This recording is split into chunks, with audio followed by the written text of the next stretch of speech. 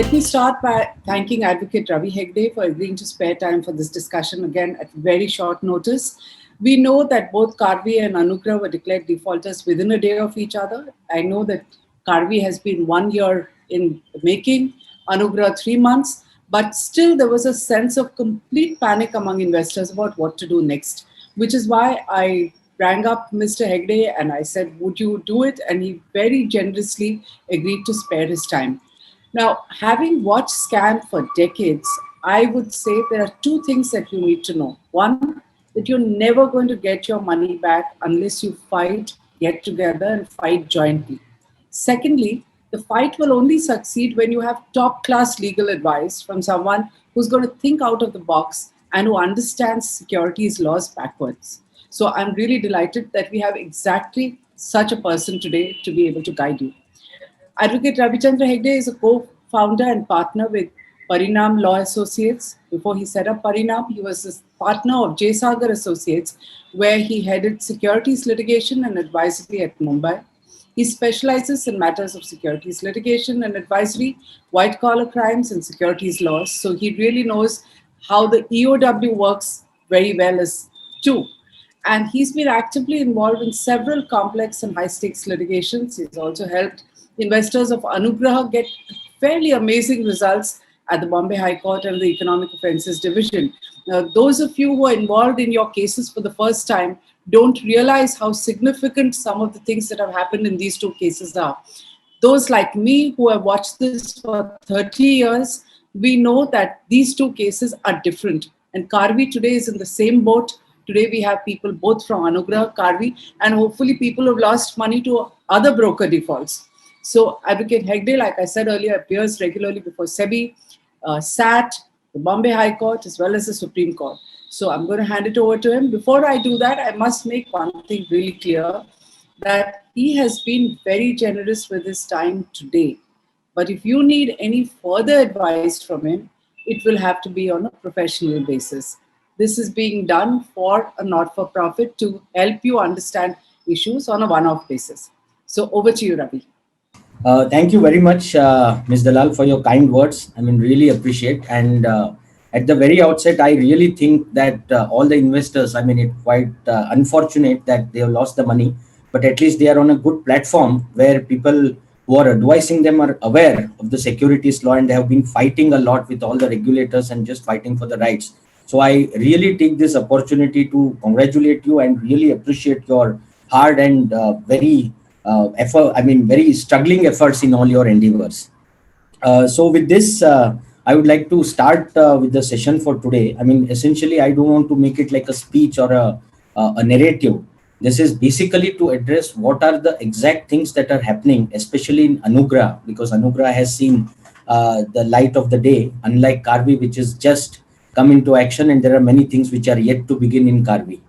So Anugrah is a classic example, as you said, where of course a nuanced position has also been adopted by SEBI, where all the settled positions of law like a standard arbitrations, filing the claims, then getting into adjudication have all been technically dispensed with to ensure that once a person is declared a defaulter, the claim should be expedited and everything should be settled.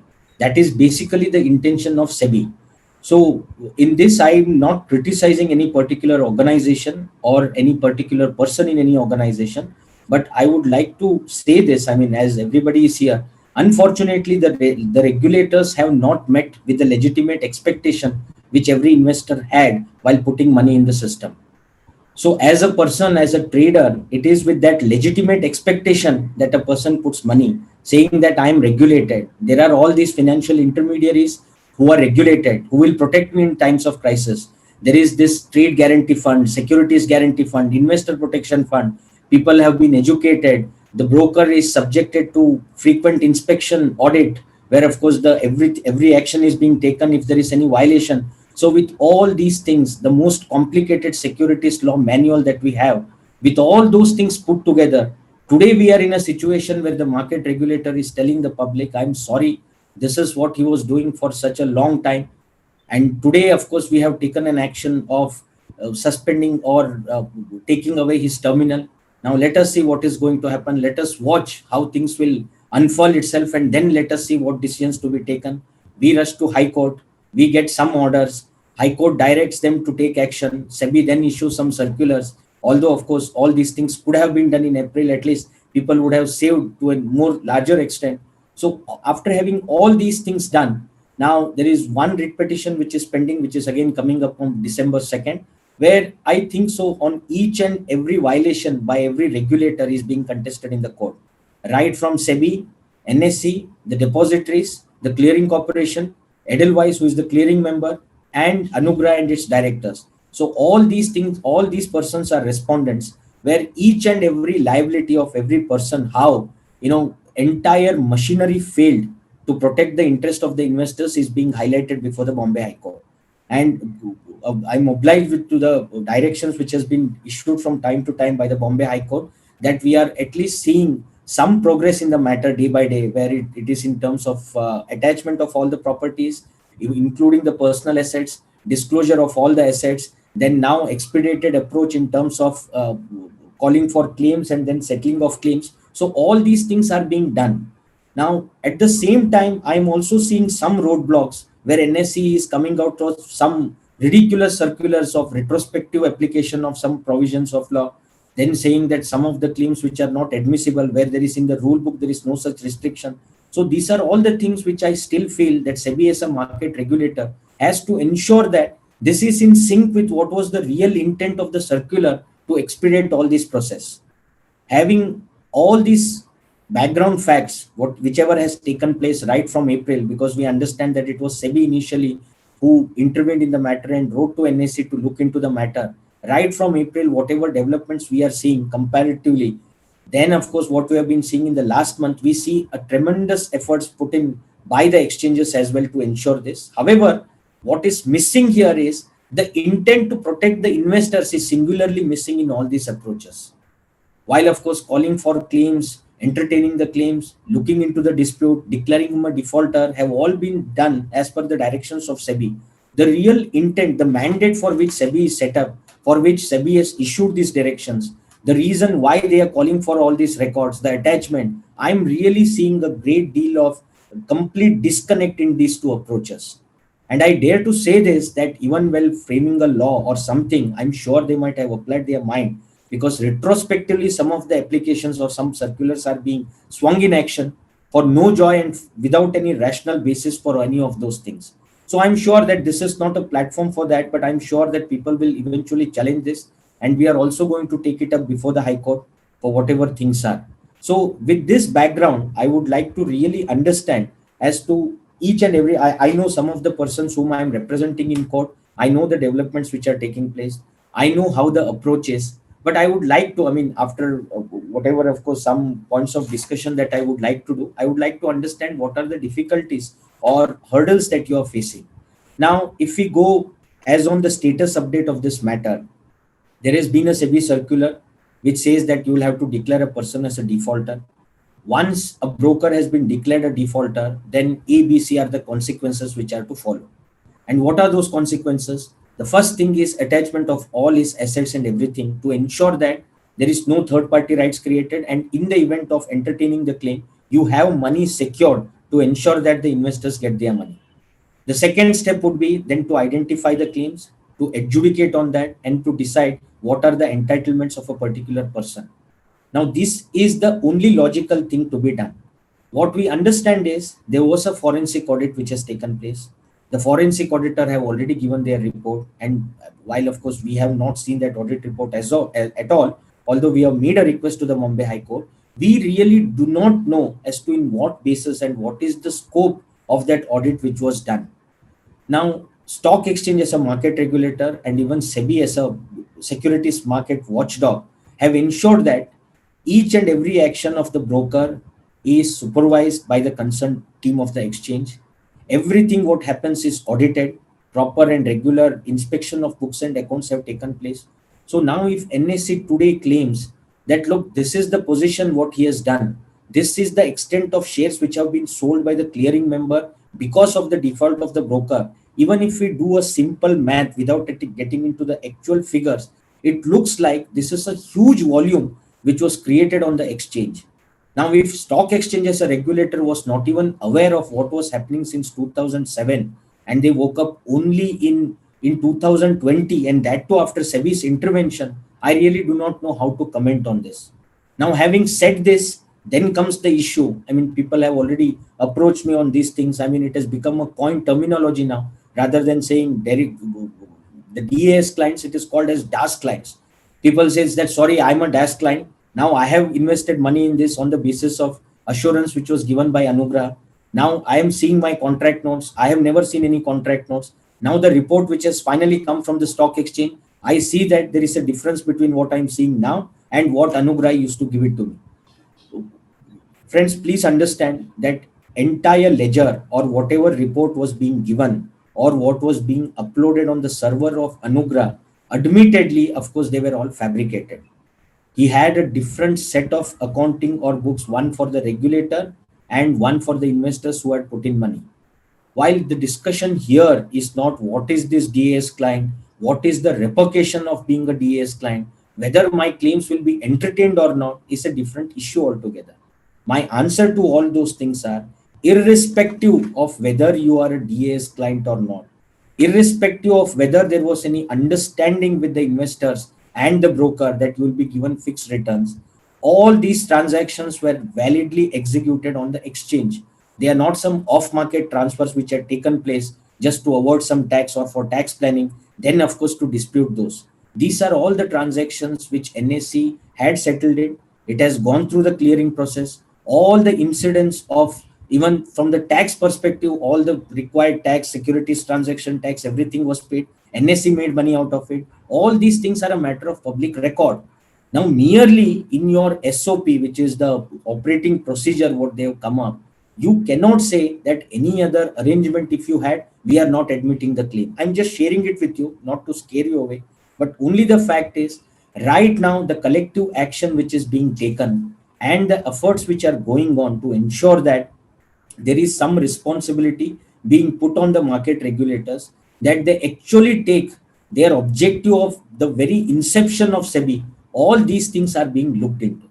So to an extent, we have all been successful, because unless and until there is a pressure or unless and until there is really a requirement, no regulator ever passes any circulars or mandates the stock exchanges to complete and comply with the directions whichever has been passed. Now, Mr. Mahalingam has also passed an ex parte order last to last week, saying that all the directors of Anugrah, OSSI, and TG Mandi, all their assets are blocked. And they have said that all the claims, whatever has to be done, the stock exchanges should expedite, invite the claims, and then settle the claims according to the investors, according to the rules and bylaws of the exchange. Now, this is the exact development what we are seeing. Now, pursuant to this, NSE has already issued a public notice and they have called for all the claims to be filed with the exchange. So now the process of all this adjudication of these claims would start. In the meantime, when this SOP had come, which shows retrospective application is per se unconstitutional in my view, for the simple reason you cannot introduce any substantive provision of law curtailing the rights of a person or any subject retrospectively, because any substantive provision has to always be prospective in nature unless there is a benefit which is given or which is being accrued to that person. So this is the fundamental rule of jurisprudence and a constitutional provision. But unfortunately, we have a rule book, something is being thrown into action today saying that this is the mode and this is the way how we are going to entertain the claims. Now, this will also be tested because there are some of the provisions which even today is not a taboo, which even today is not an offense. So something today which is permitted to be done, you cannot retrospectively say from November 2019 onwards, I will consider all these things as completely wrong, incorrect, irregular, and therefore I'll not entertain the claim. It may not be the right approach of the exchange. And I can only assure you that this will not be a ground to deny or refuse any claim which are filed towards the legal sanctity attached to any particular trade executed on the exchange. Now, to what extent these transactions were approved, to what extent they were all unauthorized, are all the issues which will be gone into at the time of adjudication.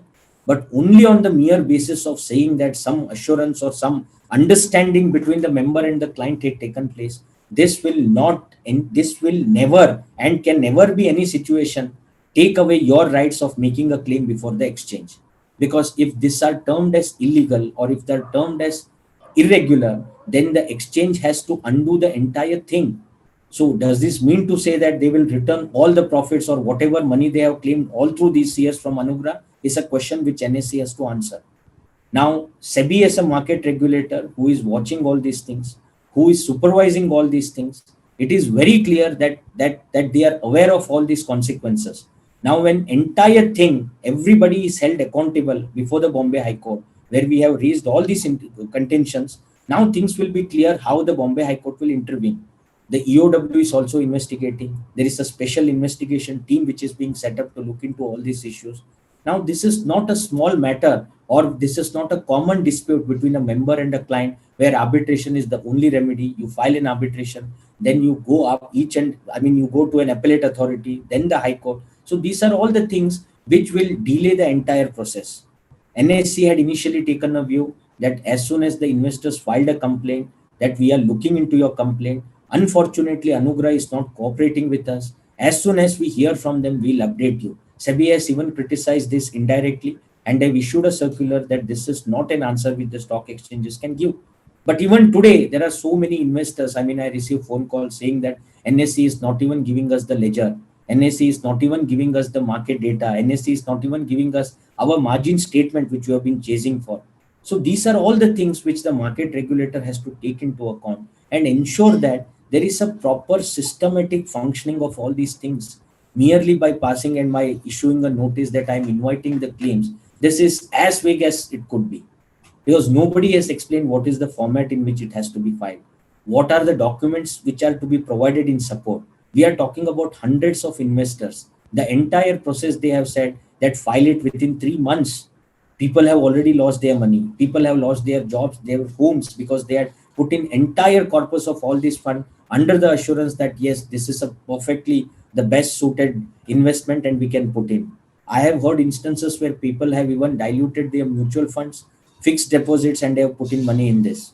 So when an assurance is given to you that these are the potential profits that you are going to earn, on the basis of which, if you rely on that and if you invest, I am the last person to say that it will not be considered as a legitimate transaction.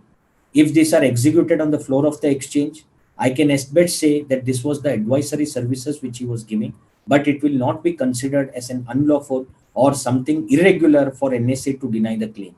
So while I'm with everyone with all my sympathy and with whatever support is required in this matter on this platform, I would really advise all the people and all the investors here to ensure that you have all your data collected properly.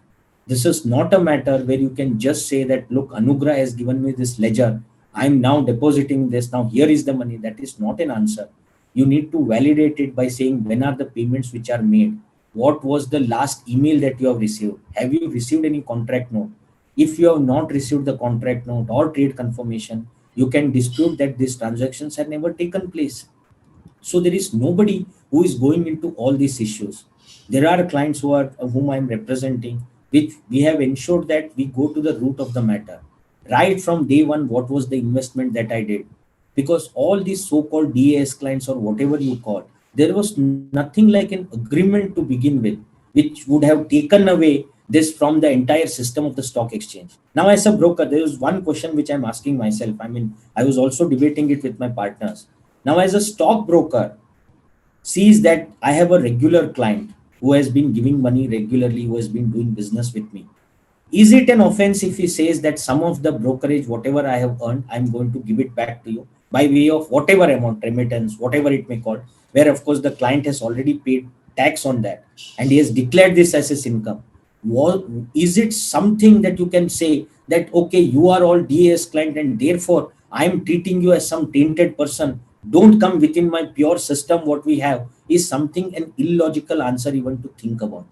So all these things, if at all you are being threatened or if at all you are being told that merely because you are all these so-called DAS clients, you will not have any claims on this, I really don't think you need to be worried about that at all. Firstly, there is nothing which will take away the sanctity which is attached to all these transactions. If you are disputing the transactions, that is completely a different issue. With all these things, I really do not have anything much to add, because as we are all developing and as we are all evolving, I think we are all waiting for major some announcements or by way of some circulars and anything to come up from NSE. Because till date, every assumption which a person has is that, look, 25 lakhs is the maximum limit under investor protection fund. We have a claim of 5 crores, we have a claim of 6 crores. So what happens to that money? So I want to clarify this, because this is one of the important questions, and I've repeatedly heard this from various people. Investor protection fund is not a remedy saying that you have lost this money and they are supposed to compensate. That is as one of the compensatory measure. If if from the broker the entire money is not recovered, they evaluate and then consider what compensation can be given to the investors, because this is one of the ways how they are going to ensure that, to instill confidence in the investors that we are there to protect you. But please do not be under the impression that investor protection limit is 25 lakhs. We have a claim of 5 crores. So that means I will be eligible only for this 25 lakhs. That is completely a wrong notion to begin with. These are two completely independent things. NSE has such a detailed mechanism on each and everything. Even the settlement division and the clearing division, these are two different things. The clearing corporation under the bylaws had set up a trade guarantee fund or the securities guarantee fund, or it is also called as the settlement guarantee fund, which ensures that if there is a default on the part of the broker, here is the money which will be given to ensure that the settlement is not affected. But unfortunately, what happened in the instant case of Anugrah, the clearing member sold the shares which actually belongs to the clients without any instructions, without any authority. And what is happening is, we don't even know whether those clients had any positions open or whether there was any due at all owed to the trading member or the clearing member. So what we are hearing from the record and what we have seen from the record is that each and everything, those shares which were sold for about some, I think 460 crore or so, were all done which were in violations of the security law or the violations of the very principles which governs this entire framework. So with all these things, our only submission before the Bombay High Court is, let all these persons who tried to save their money, let all these entities who were so busy in all their other work that they did not even monitor the very working of its own intermediaries under it, must be held accountable to all these things. When NSE was directed to increase its investor protection fund and to make it 1,500 crores, keeping some 300 crores as the reserve, this shows to what extent the market regulator has a control over the stock exchanges. If this is the position, how can the largest stock exchange in the country can have such a meager amount in the investor protection fund, is something which of course I'm not getting any answer. Even BSE has a much larger, I think, the investor protection fund, the volume, the amount in the investor protection fund. So then if nothing at all was swung in action at the relevant point of time, like all these guarantee fund and everything, then why do we need all this fund? I mean, it can't be that, of course, I have a law and I'm keeping it in a showcase. It has to be applied. It has to run its course. Unless and until this is done, there is absolutely no reason for anyone to even think for a matter that my trades are protected. So this is, I mean, the trades and whatever has taken place today, even the payouts are being held up by exchange. Now, then what happens to all this fund? What happens to the investor protection fund? What happens to the securities guarantee fund? There is absolutely nothing what we are talking about. So friends, my only request to all of you is, gather as many records as possible in relation to this matter. Any contract note, any messages or anything that you have received from the broker, don't just rely on the ledger statement, because Anugrah itself has made an affidavit that yes, there has been some error in its back-end office, so that does not give a clear picture. Now my question is, if that is not giving a clear picture, and the clear picture is something which I have just got to know from the exchange, what were the depositories doing? What was the clearing member doing? If my shares, which of course is not meant to be sold, it is my investment, but I have just parked it as a margin only in an event if I am not able to meet with my obligations, they have a liberty, they have a lien, and they have the right to sell it off. Now I am under that impression that I still have the shares. I'm just keeping with that impression. Yes, I'm watching the price of the script. Ultimately, I'm told that there is nothing there and everything has been sold off by third party, because of the rights and obligations or some obligations by third parties. Just imagine what would be the plight of that investor who has put in this money or who has held these shares for a long period of time. The mutual funds, everything. I mean, there has been no assurance at all, and there has been no follow up on what is happening. Some of my clients had also already reached out to CDSL to ensure that as far as all those shares which are still lying with CDSL must be returned back to them. And out of, I think, some 60 and odd investors that I'm representing, some 15-20 of them have received substantial chunk of shares back in their account, which of course Anugrah claimed that of course it was with my consent that I have transferred the shares. So that means even at this situation, I mean, there is no accountability of any entity till date by SEBI. If SEBI as a market regulator is not intervening at this stage, ensuring that it has the master control over each and everything, then who can have any control, and who is to be bothered to? I mean, if nobody is bothered to look into all these issues and everybody is doing whatever they want to, and when it comes to blame game, everybody can say, oh, I'm sorry, he did this. Oh, I'm sorry, I was not contemplating this and I sold it because Anugrah told me that these are his shares. So is this the way that a market intermediary can function? Is a question which nobody can answer. It is only the market regulator. And thankfully now, of course, the appellate tribunal and the High Court, which has intervened in the matter, they have considered all these issues and they have been passing appropriate directions. And there is also a writ petition, criminal writ petition, which was filed at the behest of many of the investors, which has also gathered much steam. And we are seeing a lot of regulations and some policies in place. So with all these things, rather than being carried away with whatever your speculations are or your analysis of how things should be, or rather than saying that Anugrah represented us to file some affidavits or whatsoever, which I've been hearing day in and day out, just go with a collective approach and making the regulators accountable and answer what exactly are the issues that we'll have to deal with. They must be held accountable, and this is not possible unless and until you all unite together and just file whatever is called as a collective action. Only then there will be a sense of responsibility, there will be steam gathered, and only then we can see whatever the benefits of all this collective action.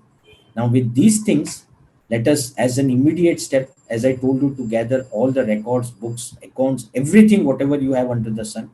Then, of course, as and when there are further steps which are intimated by the exchange, to lodge the claim. This is the first fundamental thing which I would request everyone to do. And for the benefit, I think Money Life is also sharing all the details, whatever update is happening, and regular advices. So, I mean, you must be considering yourself fortunate that at least you have access to all these resources, what is happening, and the way forward to be considered in this matter. So with these things, I would like to request, the moderator, and also I'm open to taking questions from everyone. Thank you, Ravi. That was an excellent background of what is going on. I want to request you to spend a few minutes telling people connected with Karvy what to do. So you know the background of Karvy. Karvy was suspended last year and they have been expelled to the date 22nd November this year. So 1 year after, because they were given a lot of time. Now, Karvy has been one of the biggest market infrastructure intermediaries. So it's much larger than Anugrah. The amount involved is larger. And they have a lot of companies from where the NSE was expecting. They were waiting for 1 year that they will bring in money, and it has not happened. So if you could just give 4 or 5 steps of what should a Karvy investor do. And there are various kinds of investors, some who had money in the pool account, some who had a DP and that's why a power of attorney. It was a straightforward, broking transaction, and they have shares in their depository account, which also many of them are struggling to get back. So what do you advise them to do? Because theirs is, Anugrah is already there. They're in court with 3 or 4 kinds of cases. They're with the EOW, there's a criminal case. Karvy is just going to start. So would you spend a few minutes telling the Karvy investors what they should do? Sure. As far as Anugrah and as far as Karvy are concerned, the impact on the investors and how the investors have lost their money seems to be one and the same. Both have been declared a defaulter. So with having the benefit of what eventually happened in Anugrah after all these efforts have taken place, I would really advise a collective action where, of course, we can approach the market regulator to pass similar order what they have done in Anugrah as the first step, because there is history of all these things.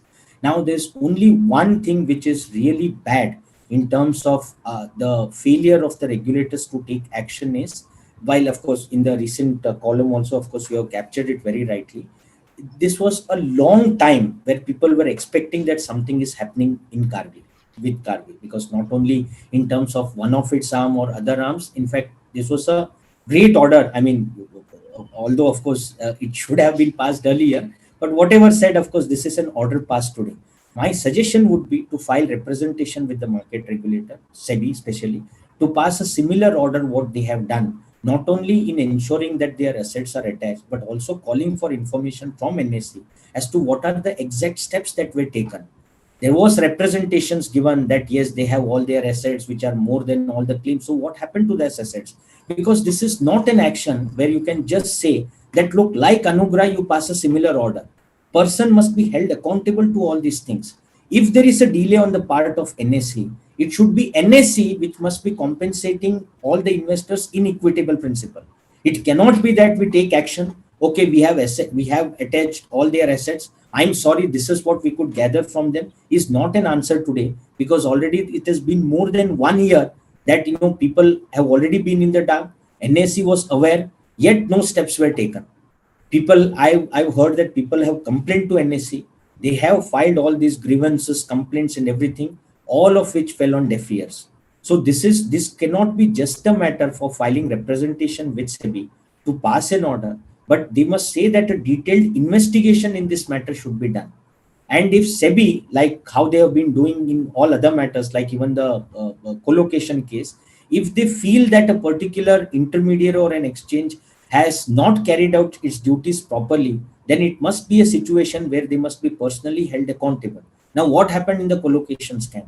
In the collocation scam, the ultimate direction which was issued against NSE was that whatever is the money that you have earned out of this entire thing or the revenue must be disgorged. And what is this disgorgement? When you say this disgorgement, ultimately the disgorgement is a restitution of unlawful gain. Now, if a person, because of their conduct or whatever it is, has made money at the cost of investors, and people have lost money, those people have got every right to claim this as an equitable relief. The concept of disgorgement is the person who has made money, the money will be taken from his account, and ensuring that whoever has lost the money, they can compensate them. So if this is not the measure which SEBI can do, then I'm really surprised what more actions can be done. While the circulars, the SOP and all those things are in place, I think this is one of the fundamental things, because unlike Anugrah, the volume and the number of investors and the money involved is huge in Karvi. And if you look into all these things, I mean, it's just my loud thinking that the date of the circular of NSE, which says November 2019, and of course SEBI directing them to increase the investor protection fund to 1,500 crores for something. I mean, it just, if we connect the dot, it looks like, I mean, everyone was aware about all these things. Because what is the sanctity of this November 2019? If you see the records and if you see whatever is in the public domain, it shows that is from that day onwards when Karvi mess up took place. I mean, I'm just saying it. I'm not holding the brief against SEBI till date, but whatever, of course, I'm saying, it is borne out from the record. So if this is the situation, the approach to the regulator, the complaint or a collective representation should be for a detailed investigation in the matter.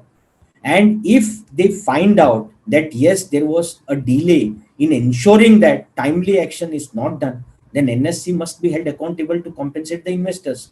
So investor protection fund is not an answer. Like, there must be a proper disgorgement, and even in Anugrah, that's exactly what we are asking. You can't simply say that, sorry, I failed to take into account, I failed to monitor these things, I am now seeing that there is a mess up, okay, I've taken an action, is not an answer. What will the people do with the money? Without the money? If at all, even EOW, if they take action against Anugrah, and for some reasons, if they say, yes, these are the persons responsible, I'll not be getting the money. So how do you get the money? The only reason is the disgorgement. For that, an investigation has to happen. And this is my request, that the first step to SEBI is to request for a detailed investigation in the matter. So Ravi, I have a follow-up question. While your point is extremely well taken that a representation has to go, But I don't know whether one should waste any more time, because if you look at the confirmatory order from SEBI on Karvi, they very clearly say that there is a forensic audit that is submitted. So SEBI has all the facts and all the answers, but Right. they have refused to disclose it to us, the investors. That's Now, right. if you write a letter to SEBI, getting all the people together, even if they draft it and they send it off, it's going to be weeks and months. Now, we also know both from NSE and SEBI that they gave them a whole year to bring the money, because they believe that Karvi as a group has more assets. Karvi as a group has many more financial intermediaries under SEBI regulation. If you Absolutely. look at the confirmatory order, there's not a word on any of those others. Right.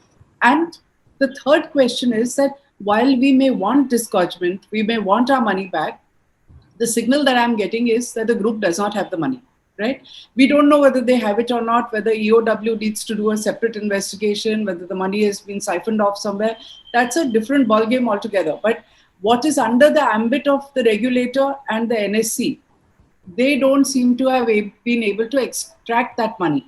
Now, you've been very successful in Anugraha in going and getting that order from the Bombay High Court, which is much faster, because the Bombay High Court ordered the freezing of assets. Justice Gautam Patel ordered the liquidator, which is, it's extraordinary. It's not happened in any broking related issue before ever. So would you suggest that Karvi, instead of writing to the regulator, I mean, I know that all these investors are going to take maybe 2-3 weeks to get together and write a representation. It's too long and too slow. They waited a whole year.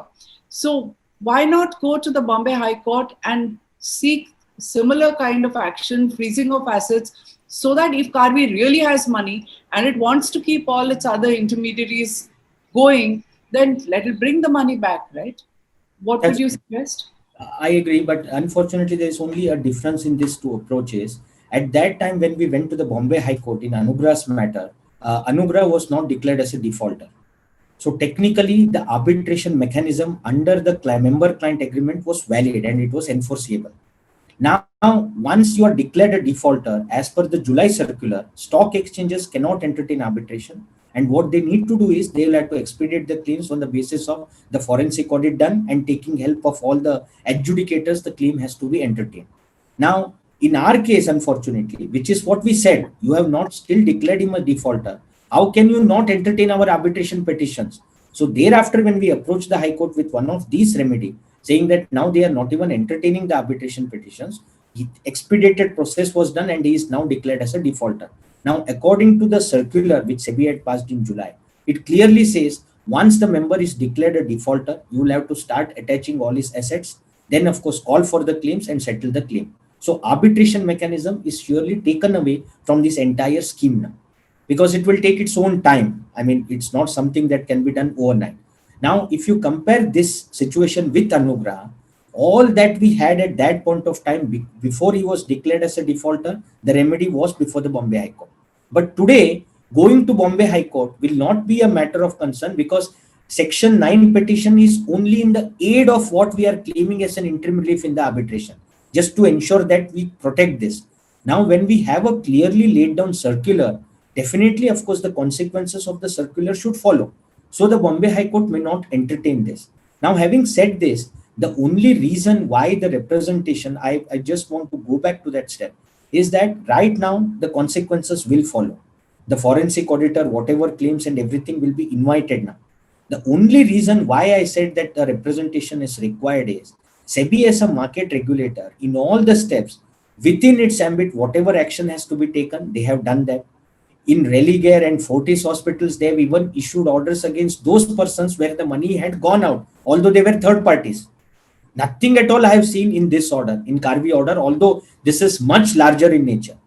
Secondly, which is most important, is as a matter of law, I have also seen SEBI filing a complaint with EOW as well as ED to ensure that an early investigation should be done, and whole system is swung in action to ensure that all the proceedings are taken to make them accountable.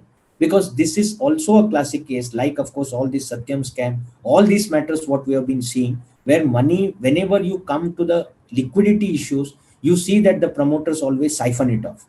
So all those Benami entities or whatsoever which you have been seeing day in and day out in various matters, that must be investigated upon, because it cannot be the case that I limit it only to wherever, of course, seeing the sun. Then I can't go beyond, is not an answer, for which a detailed investigation has to be done. Simultaneously, people should prepare to go to Bombay High Court, compare it with whatever actions they have taken in Anugrah versus what actions have been taken in Karvi, and pray for a direct investigation direction from the High Court.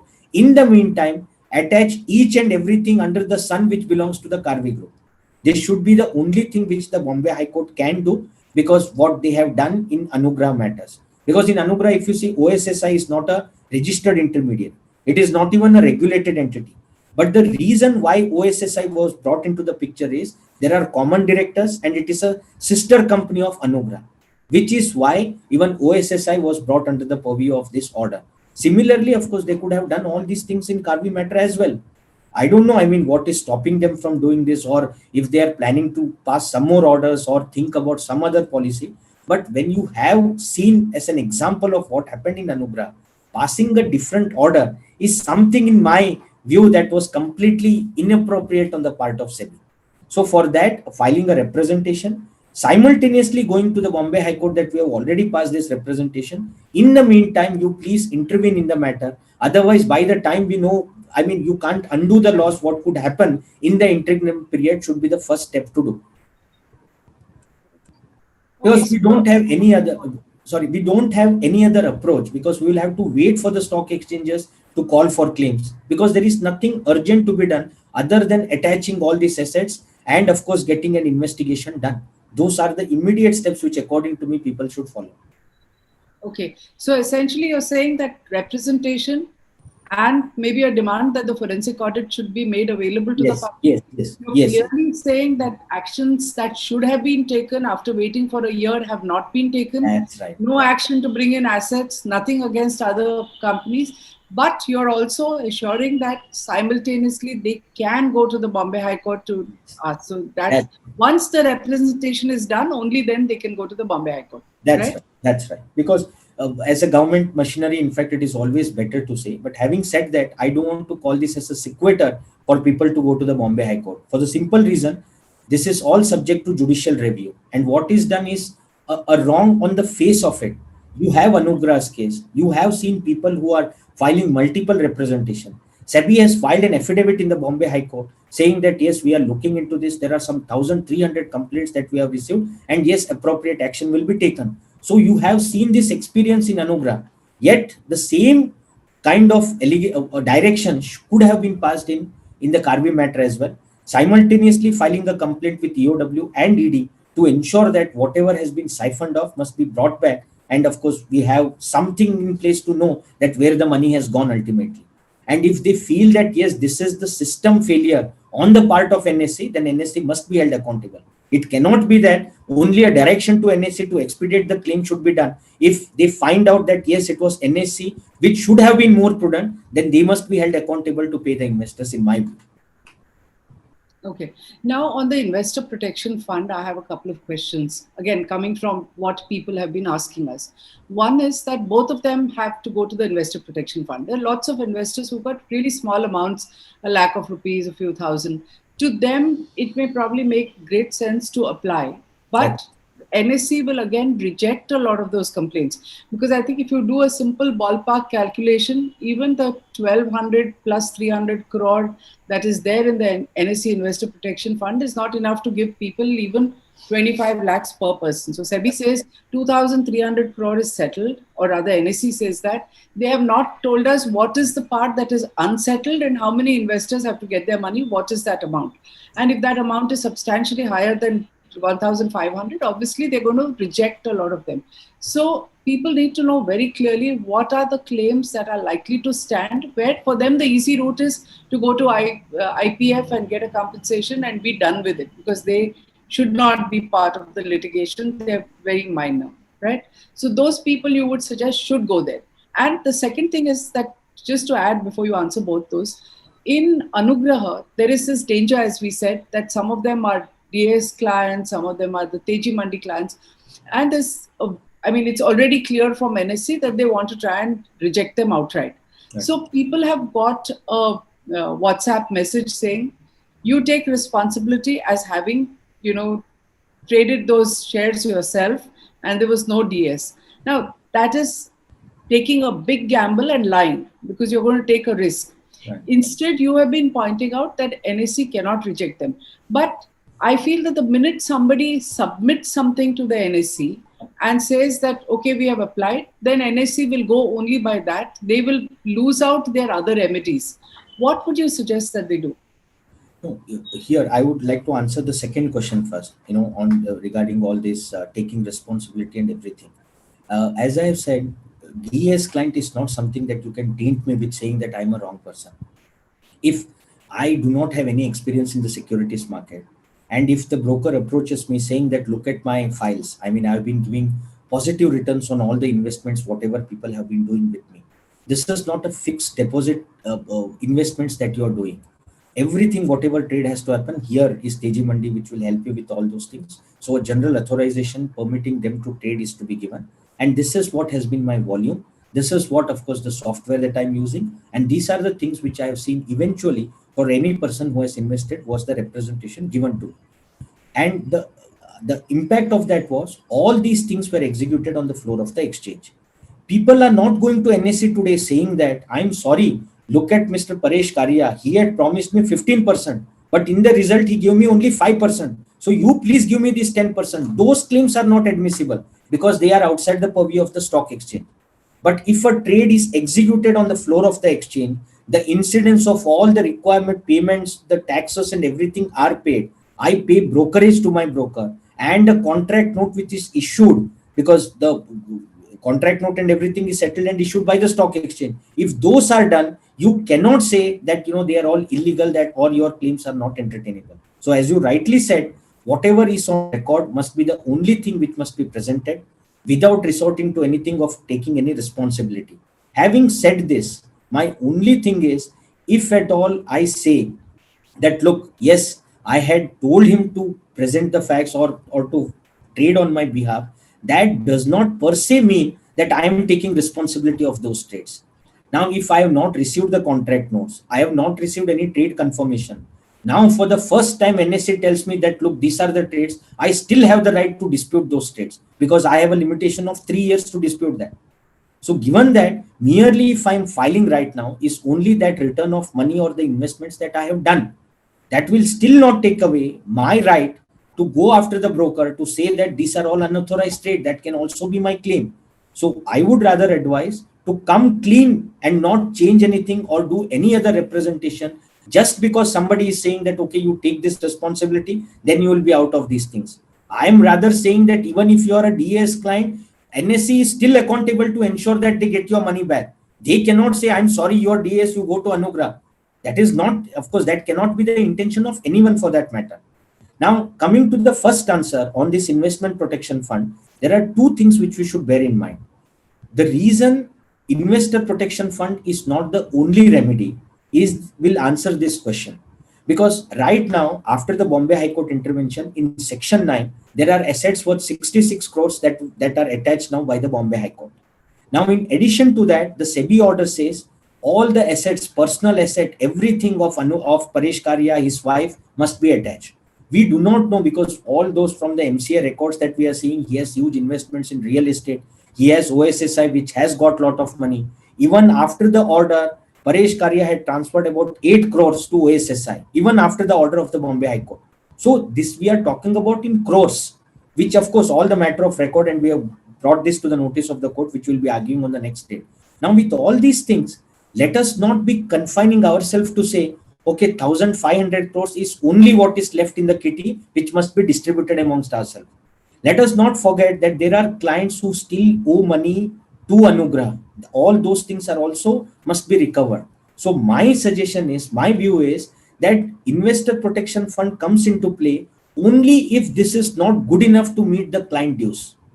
So therefore, we have to nonetheless fight this course to say that these are my claims. If you are saying that this is a trade, these are unauthorized because this has never been done. So my entire claim, what I am putting forward, should be entertained, should be the approach what we should do before the regulators, before NSE. So let us not be carried away with the fact that we have only 1,500 crores.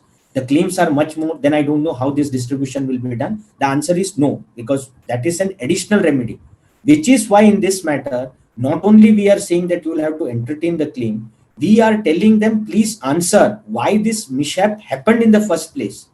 Why did Edelweiss did this? If your trade guarantee fund or the settlement guarantee fund was in place, and that is as per your bylaws, it was meant to protect the settlement, then why did this happen? So merely because this happened, the entire thing went out of proportion. Because he was not able to return the money, his limits were blocked. Then he started selling the stocks. Then he tried to use the money which was given. So first, let us find out the genesis of how this event has taken place. Then make them accountable for a disgorgement to see what exactly should have been done. Now, this is not just a contractual dispute. According to me, I have an equitable relief which is permitted under law because I'm an investor and I have lost money. And I am fighting with the market intermediaries who have not done their job properly. So what is the remedy? They must be held accountable for. That is my answer to all these things. So I'm not stopping myself with just the relief that I have got from the Bombay High Court. The Bombay High Court has got very wide powers, and they are genuinely, of course, ensuring that they are looking into the records. They have even directed the public prosecutor to tell us the status of the investigation. They have even told all the petitioners to advise and give their opinion on what should the market regulators do, which is the first time ever that we have seen of such an order. So my only thing is that we are just developing now. This is not an end of our battle. So all this nuance approach of getting an equitable relief also is underway, which of course eventually I'll also keep you updated on what is happening on that. So the investors should not be carried away with the fact that, okay, I'm losing my hopes now, I don't have any money. Let NSE first say that you're not entitled to. Then comes the question, why, on what basis are you saying this? So let us not be worried about this. So to answer back what you just now asked, people should never misrepresent anything. The correct picture should be given that, yes, this was the person who approached us and told us that, this is how the market works and this is how it will help me. I was lured by that, but I have all the incidents of that trades are all legal. That should be our stand. Excellent. So two more questions. One is, there are a lot of investors who seem to think that because there are very good orders against Edelweiss, both from EOW and in the court, there is this 400 crores that's going to come in and be distributed. I don't think it's as simple as that. And I don't think people should have. So if, since you are the legal person, if you can clarify that a little bit, because they shouldn't be under, false hopes. It's going to be a long battle is my view. I would love to hear from you. That's right. Now, there are all these circulars which were issued by SEBI and also by the clearing corporations. NCL had issued some of the clarifications as well as to how the clearing member should handle the securities which belongs to the client. Now, after they have seen all these various scams which has taken place, they have put in a detailed mechanism now, how the clearing corporation, even before selling any shares of the client, even after instructions and authority, there is a detailed process of doing this, which incidentally was not there before during this time when Edelweiss sold the shares. According to NSL, Edelweiss has sold the shares without consent when they were not supposed to do that. There are all these steps which are to be adopted by Edelweiss or a clearing member before the last resort of selling the shares takes place. Now, Paresh Karya in his affidavit has clearly said that I have been telling Edelweiss that, look, these are the shares which belongs to these clients. Trade files were given to them. Edelweiss was aware as to whose shares were due or whose accounts were due. Irrespective of that, they sold the shares of those clients who had no debit balance at all. So these are all the shares who actually had money in their account. Despite that, they sold the shares. He has filed a detailed affidavit as well in each and every petitioner's case to identify how Edelweiss has crossed their steps and how they have sold. Now, keeping all these things in mind, when there was an investigation ordered and things were going in place, the NSL has passed a detailed order against Edelweiss. All they have said is that from your own records and from what we have seen as a forensic audit, it is clear that you have violated the circulars and you have sold these shares which you are not supposed to do in the first place. So the answer is, there has been an order against Edelweiss where clearly says that you are liable for reinstating all these shares to the respective clients. Now, Edelweiss has challenged this order before SAT. There was no stay granted on Edelweiss because Edelweiss even challenged the jurisdiction of NSL in passing such an order. And interestingly, this was not the first instance, because in V-Rise matter as well, Edelweiss had done a similar thing, where of course they had challenged this to say that how can NSL pass such an order? This is not within the jurisdiction of NSL to pass such an order of reinstatement. Now that matter, while this is pending, there is one more incident which takes place, and thereafter NSL passes an order. NSL also quotes that even in the previous instances you have done this, and in addition to this direction of reinstatement, they also levy a monetary penalty of 1 lakh on them, which is the highest penalty which can be levied. So this is where we are. Now that doesn't mean that the matter has rested there, and Edelweiss will start buying the shares from the market and start giving it to the investors. These are all the things which will have to go into and have to be adjudicated before NSE, because there is a forensic audit now, which the report now which will be in place. Then they will compare it with what are the shares which Edelweiss has sold. If these are the shares which corresponds to what their accounts are, what was the margin statement on that day? These are all the things which of course the market regulators will have to do. Even after this, then if they are not happy, if SAT says that I agree with NSL, Edelweiss will challenge it in the Supreme Court. And if they say that no, what Edelweiss did is right, there is absolutely nothing wrong in that, then NSL will challenge this in Supreme Court. So this is not a matter which can be done overnight now, merely because there is an order. Similarly, with the attachment by EOW, all they said is that we are investigating into the matter. This is as a security or as a collateral, something, a remedial action, a preventive action is passed by EOW. Then they said, okay, we will give you enough securities, but please remove the attachments on the lien on that account, which was done. So there is an undertaking which they have given even to the Metropolitan Court, as what we see on the order, that to the satisfaction of the investigating officer, they have said, okay, this is the security what we are offering, please remove this attachment. So even after having said this, the investigation is still on. Investigation may even say that I'm sorry, it's not 460, now it looks like it's 500. Or investigation may say, I'm sorry, it was Paresh Karia who misled Edelweiss. Now after investigations, we have come to this. So this is all at a matter of investigation. But however, having said this, one thing is clear, which of course I would like to tell this to the investors, that there is some mess up or a goof up is an admitted position. Whether you call it, because that's what the order says. Very interestingly, when we requested the Bombay High Court to give directions for a copy of this order, where NSL has gone on the basis of the representation filed by Edelweiss, that it is from your own showing and from your own records, it is clear that you have sold this without instructions. So it cannot be said that Edelweiss will be scot-free. Absolutely, I mean, given what we are seeing on a day-to-day basis. Having said that, it's not easy to say that, look, okay, we have this identified now, shareholders will be identified and investors will get the money. That may not be the logical thought process should be undertaken. Is there scope for Karvy investors to file a complaint with EOW? Is there anything that they can go to EOW about? Yes, see, this is absolutely a breach of trust. Even for that matter, this is a civil wrong where, of course, the remedy is very much there. But from the very nature of how the SEBI order goes on to the extent of explaining how the FUTP was done, definitely there is a case which they can file with the EOW for a detailed investigation. As I said, EOW, ED, they are all have wide experience and also the required bandwidth to ensure that they unearth wherever the money has actually gone, where the misappropriation has taken place, how the misappropriation has taken place. And this is exactly why I said SEBI as a market regulator filing the complaint with EOW and ED versus we as individuals filing makes a lot of difference. Especially an organization like ED, where of course you can attach all these things as proceeds of crime. They will not take cognizance if a common investor files a complaint. But when it comes to the market regulator and we file the representation that why are they not taking any action, definitely, of course, this will gather steam. Simultaneously, there is absolutely nobody is going to preclude the rights of a common investor in filing a complaint with EOW. They can definitely do that. But SEBI filing this will make a lot of differences, what I wanted to convey. Perfect. So I'm going to open it up for questions from the audience. But before I do that, I want to make a couple of things very clear. One is that too many of the questions that you are asking are about procedural issues of how to file with the NSE. These are not questions that you ought to be addressing to Advocate Hegde at all. Okay. In fact, we will try and have a separate session. So don't waste his time and our time as a group by asking these kind of, what do I do? How do I apply to IPF? That's not what the session is for.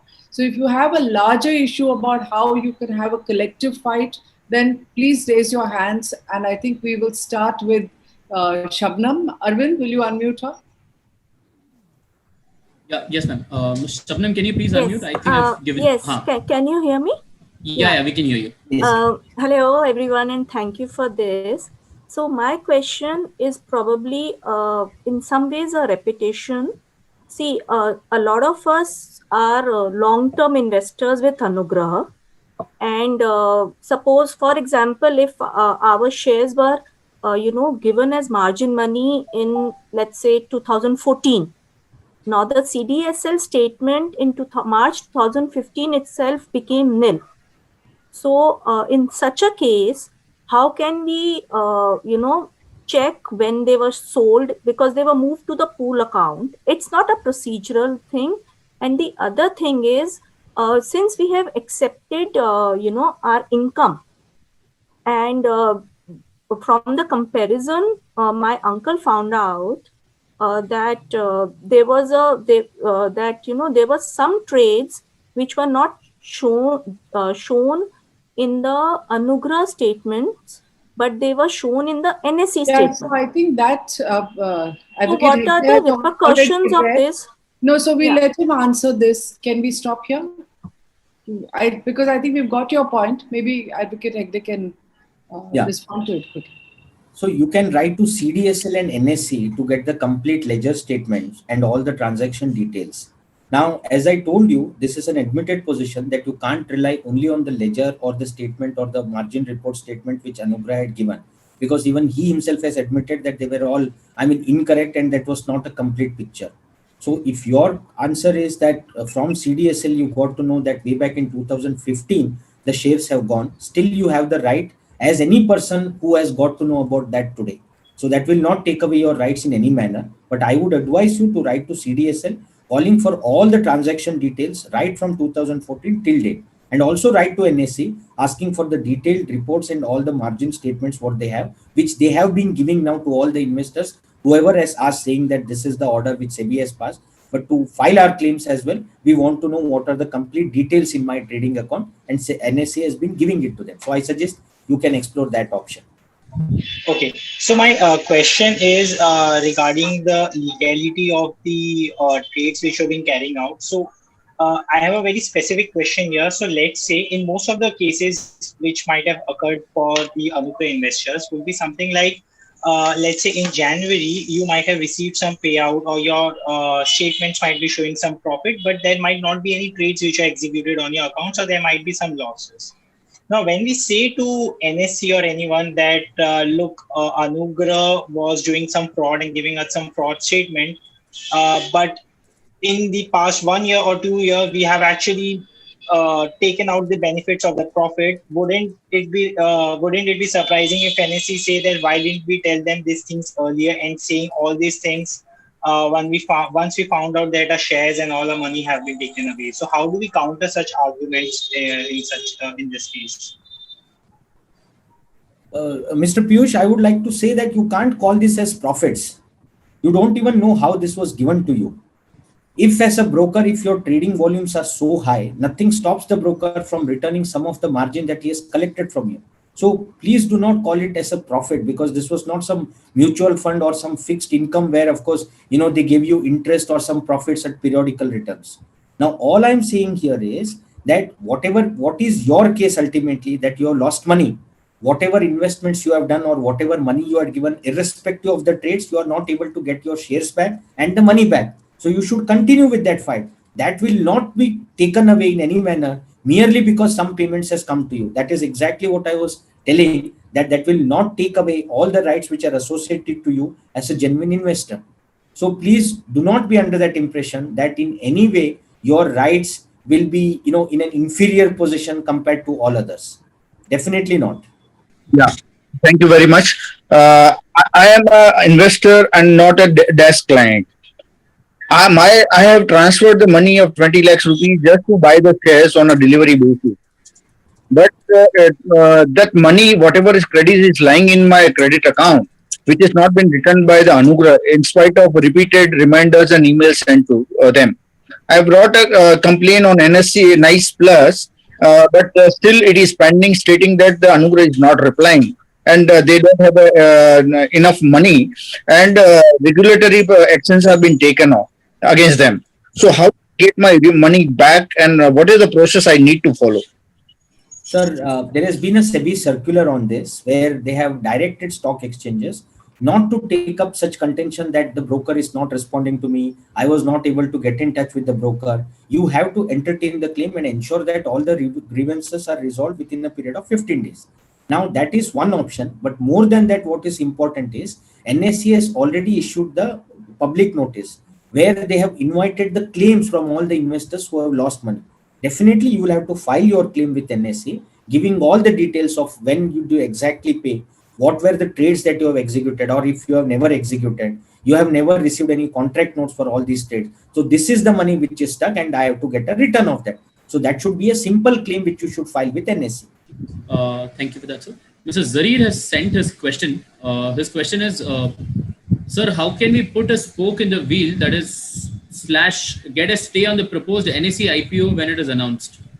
I don't think it's directly related to this, but maybe if you could just clarify that in a minute.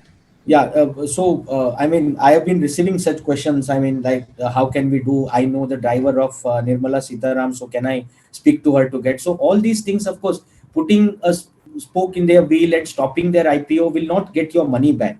Although just as a matter of record, I'm just telling you that this is one of the relief what we have claimed, to say that unless all these grievances are resolved and this entire mess is uncleared, it should not be that, NSE proceeds with this IPO is one of the relief that we have claimed in the petition. Having said that, I am not here even for a moment to say that this is how, I could be thinking of getting my money back. So let us just focus on filing all the appropriate claims and fighting for our rights rather than seeing what damage can we do to others.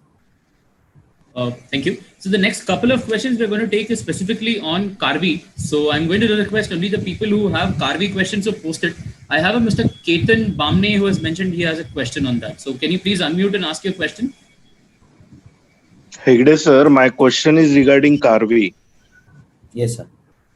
So I have some credit balance and some shares in pool account, and 90% shares are in my Demat account.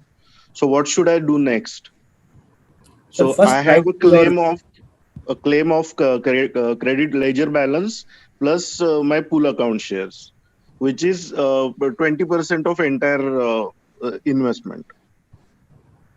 Right. No, my advice would be first to write to the depository saying that these are the shares which are there. Give me the complete ledger and complete details of whatever has happened in my trading account. In my Demat account. You will get to know what happened to those shares if they are still there, to return it.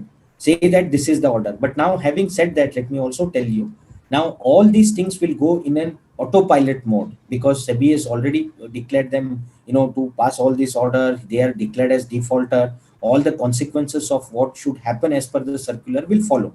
Having said that, whatever, of course, the information that you want to, well equipped with yourself with more information and details, you should write to NSE as well as the depository to ensure that you get the details of what happened to those shares. Now, if they are not there, definitely, of course, that is your claim which you will be filing. But at least you will know what is the background, what happened to your money and the shares. Mr. Kaustubh Kale, can you please unmute yourself? Yes, hi. Thank you so much, Team Money Life, and thank you, Hegde sir. I had one question. Karvy, in one of the articles, has said that there is a chance that they might restart operations or might they see light at the end of the tunnel by January. How reversible is the defaulter order by the stock exchanges, and how optimistic or how is it possible that they restart operation? Just wanted to get a sense. Sir, sorry, this is a very difficult question. It all depends on the regulator, but it is not very easy to say that, they can start the operation because, there is something called as the fit and proper regulations. If repeatedly there has been default, then SEBI can initiate proceedings under the intermediaries regulation, asking to cancel, directing the cancellation of all their registrations. So there are many things which are there. And this is not a matter where Karvi can even think of just going and reversing all the directions whichever has passed, unless and until the dues are settled, which I do not think that this is a simple issue even to say or give an advice that what will happen in the next 1 year or so. I think Mr. Naresh Shah has something to say. Mr. Shah, you'll keep it brief, right? Yeah, first of all, Ravi, I'm already taking Ravi's services, and I just want to recommend everybody. He's doing a fantastic job, and he's doing fantastic job for us, you know. But I'll just tell you very shortly that in my one of my HUF file, which is 25 lakh rupee, Anugrah has given a loss of 2 crore rupees. The debit of 25 lakh capital shows 2 crore loss. In my individual file of 1 crore, 75 lakhs, it is showing a 3 crore loss. So my 1 crore capital is showing 5 crore loss. Ravi knows everything, but I just wanted to share here in the audience that that he's done a great job and he's helping me, and I'm extremely happy with the service. Okay, Naresh bhai, thank you. This is a Ravi, would you like to answer or respond? Yeah, so this is slightly different because merely because your capital is X rupees, it cannot be that the loss will only be limited to X rupees. If the positions were open and if it continued and there are further losses, definitely, of course, the claim could have been more. So merely, all the losses, whichever has been claimed, cannot be something that it is limited to the amount that we had actually invested. So therefore, as I had already advised you, just telling it to the benefit of the whole group, the entire thing, if at all it is done without instructions or without approval or authorization, are still be considered as unauthorized trade, and you have every right under law to dispute those transactions. I am more than happy if at all, you even individually approach me to tell you guys how exactly you can file these claims and disputes. But definitely don't be carried away even with that thing that my investment itself was 100 rupees, so my loss will be at best 100 rupees. That is not the way of looking at it, because these are all FNO transactions. Okay, so I have a fund balance showing up in the account, which is there any other way apart from applying to the IPF to recover that fund balance? Thank you. No, sir, let's not limit ourselves to just say that, we will go to only IPF to just get hold of whatever recoveries are to be done. As a policy and as a process, you will have to file your claim with NSE to begin with, because this will not be a long drawn litigation or a battle, because everything is streamlined. The moment they start adjudicating the claims, you will be called to ensure that you give evidence in whatever you have lost. That will be determined. And if the money is not good enough to compensate you, and if they don't have that number of assets, then it comes to IPF. So as I told you, let us go with the process which has already been defined by SEBI and now which NSE has adopted by inviting claims from all the investors.